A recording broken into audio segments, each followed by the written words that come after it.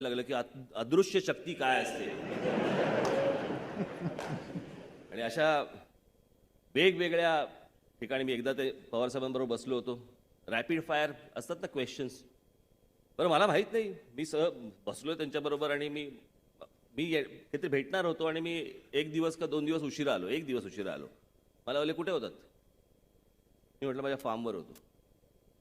काय लावलं तिकडे. म्हटलं नाही लावायचं, अजून बऱ्याच काही काही गोष्टी करायच्या. किती आहे. म्हटलं इतकं इतकं आहे. आत्ता काय काय. म्हटलं आता आहे काही पेरू बिरू अगोदरच्या काय बागा बिगा सगळं आहे. म्हटलं बरं चुकून बोललो मी. नाही म्हटलं माझ्या एका मित्राने सांगितलं की दुधाची डेअरी टाक. गायची का म्हशीची. बरं मला माझी बोलती पण मला काही पुढे बोलताच येईना. दूध निघावत असे प्रश्न निघाव होते.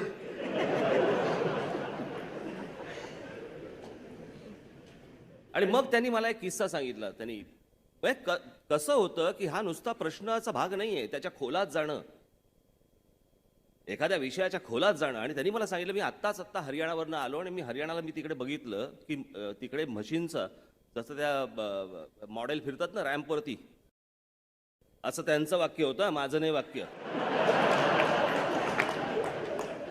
मॉडेल जशा रॅम्पवरती फिरतात तशा म्हशी फिरत होत्या.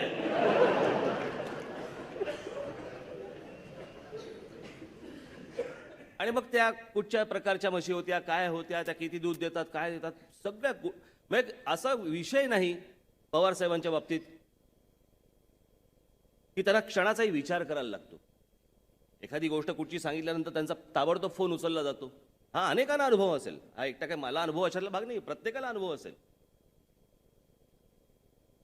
आणि म्हणून मला असं वाटतं की जसं तेंडुलकरांचं एक जे पुस्तक होतं, त्या पुस्तकाचं जे शीर्षक होतं ते मला असं वाटतं हे पवार साहेबांच्या बाबतीत आहे. हे सारं येतं कुठून. हे सगळं दैवी आहे. हे एका माणसाचं काम नाही. अनेक लोक आपण पाहिली हो, स्मरणशक्तीमध्ये अनेक लोक पाहिली, अनेक गोष्टी पाहिल्या, कोणाचं कुठे कसं काय काम चालू असतं आणि किती किती ठिकाणी लक्ष असतं.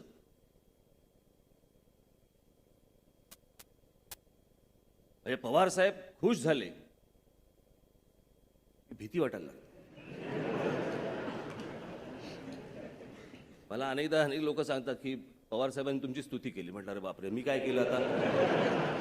स्तुती केल्यावरती भीती वाटायला लागते. हे काही साधं सोपं नाहीये.